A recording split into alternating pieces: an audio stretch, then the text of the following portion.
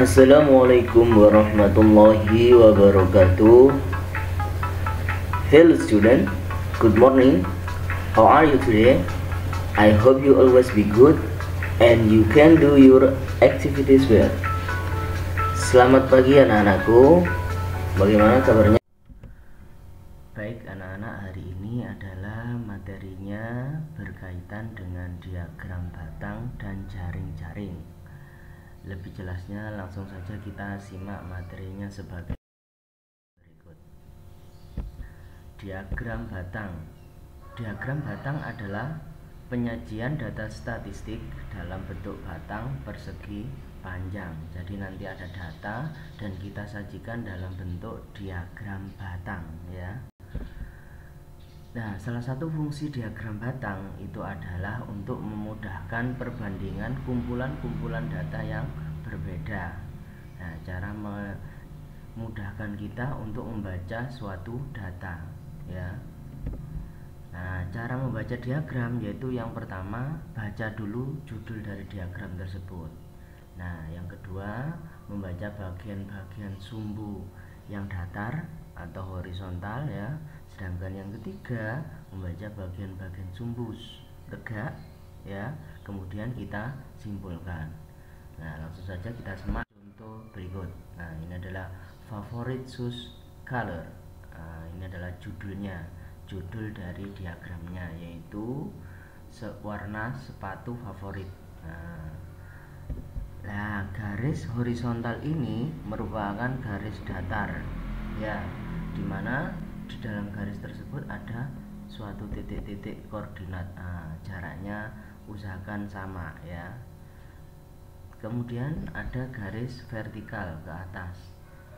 Nah, sama ada titik-titiknya. Untuk garis yang datar itu menerangkan warna favorit sepatu atau warna sepatunya ya. Sedangkan yang vertikal memuat jumlah dari banyaknya sepatu tadi ya. Nah, ini Pak Yasir menggunakan interval 5 ya, atau kelipatan 5, 10, 15, 20, 25. Boleh urut, boleh 1, 2, 3 sampai 25 boleh. Mengapa Pak Yasir menggunakan interval ini? Untuk memudahkan kita untuk membuat diagramnya ya. Kita lihat banyak datanya dulu. Jika banyak datanya kelipatan 5, maka gunakan kelipatan 5. Namun jika datanya hanya kelipatan 1, ya sudah pakai yang kelipatan 1. Nah, contoh sekarang data ini misalnya white atau yang putih berjumlah 10 lah. Nah, persegi panjang ke atas itu namanya batangnya ya, itu diagram batangnya. Red di situ ada 5 ya, green ya, separuhnya 5 atau separuh agak ke atas berarti itu 3 ya. Blue 15, pink 5 sama seperti red, kemudian yang terakhir black ya. Nah, data itu jika disajikan dalam bentuk tabel ya, warnanya seperti itu, ada putih, merah, hijau, biru, merah muda dan hitam dengan jumlahnya sekian ya. Nah, bisa dilihat di jumlah itu adalah rata-rata kelipatan 5, sehingga Pak Yasir membuat intervalnya tadi interval 5 biar tidak memanjangkan garis yang vertikalnya ya, biar tidak terlalu panjang garis yang vertikal. Nah, kesimpulannya apa? Yang pertama ada data tertinggi, data terendah, dan selisih data terendah dan data tertinggi.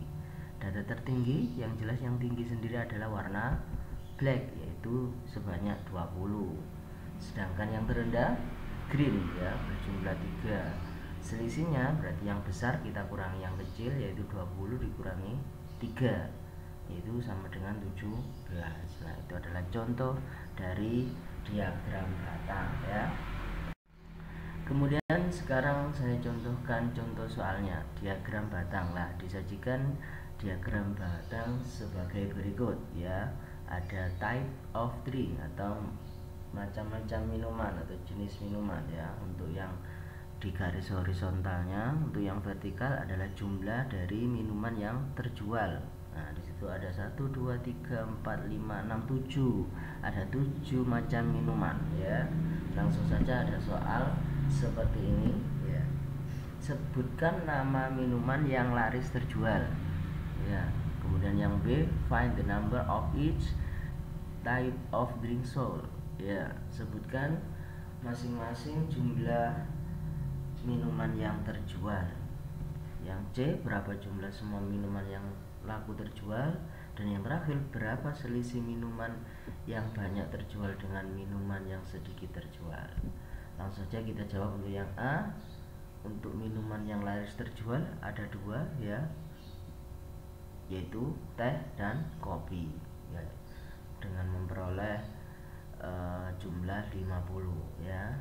Kemudian yang B, masing-masing jumlah masing-masing dari setiap minuman yang terjual.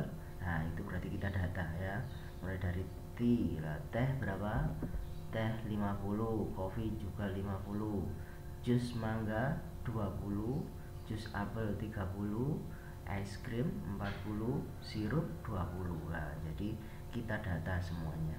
Kemudian yang C, jumlah semua minuman yang laku, berarti kita jumlahkan dari teh sampai sirup. 50 ditambah 50 ditambah 20 ditambah 30 ditambah 40 ditambah 20. Jika dijumlah totalnya 210 ya. Kemudian yang terakhir selisih seperti yang tadi ya. Yang besar kita kurangi yang kecil, yaitu 50 dikurangi 20, berarti ketemu 30. Terakhir kita lengkapi tabel berikut ya. Kita isi T jumlahnya berapa, 50, coffee 50, setelah coffee ada mango juice ya, mango juice berapa, 20, kemudian ada apple juice 30, es krim 40, kemudian sirup 20 ya. Jadi begitu cara penyusunannya ya. Kita beranjak ke materi selanjutnya, yaitu jaring-jaring kubus dan balok. Nah untuk kubus gambarnya bisa dilihat di samping kiri, balok samping kanan. Apa itu jaring-jaring? Jaring-jaring adalah pembelahan sebuah bangun yang berkaitan, sehingga jika digabungkan akan menjadi sebuah bangun ruang tertentu. Nah, jadi kubus dan balok ini jika kita kita pisah-pisah atau kita belah, itu akan menjadi sebuah jaring-jaring. Bisa dilihat di gambar berikut. Nah, kubus jika kita belah akan menjadi sebuah jaring-jaring seperti itu. Dan modelnya nanti ada beberapa macam model jaring-jaringnya ya. Pun begitu juga dengan balok. Nah, sama, bedanya balok ada persegi panjangnya ya. Tapi kalau kubus adalah persegi semua, yang sisinya ada 6 ya. Untuk yang balok sisinya ada 6, terdiri dari kubus dan terdiri dari persegi panjang dan persegi ya. Nah, bisa dilihat di sini ya, ini adalah macam-macam dari jaring-jaring kubus. Ada 11 macam ya. Untuk yang alas bergambarkan merah, untuk yang tutupnya atau atas itu berwarna hijau. Nah, bisa dilihat di ilustrasi di bagian kanan ya lah. Jika kita lipat-lipat seperti itu akan menjadi sebuah kubus. Nah, kita bayangkan jaring-jaring itu ketika kita lipat nanti akan menjadi sebuah kubus ya. Nah, jadi seperti itu. Kemudian ini adalah juga jaring-jaring balok ya, sama balok, namun balok ini ada 6 ya, ada 6 jaring-jaring macam jaring-jaringnya. Jika kita lipat akan menjadi sebuah bangun ruang, yaitu balok ya. Silakan dihafalkan untuk jaring-jaring baloknya ya. Bisa dilihat di ilustrasinya seperti itu. Jaring-jaring balok dan kubus harus hafal ya.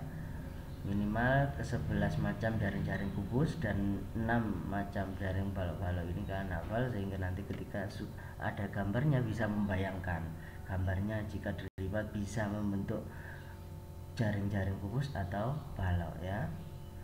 Anak-anak lanjut ini ke tugas harian hari ini.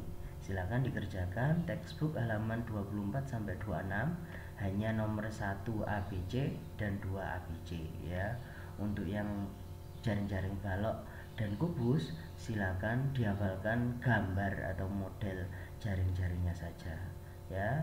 Sekian dari Pak Yasir, kurang lebihnya mohon maaf.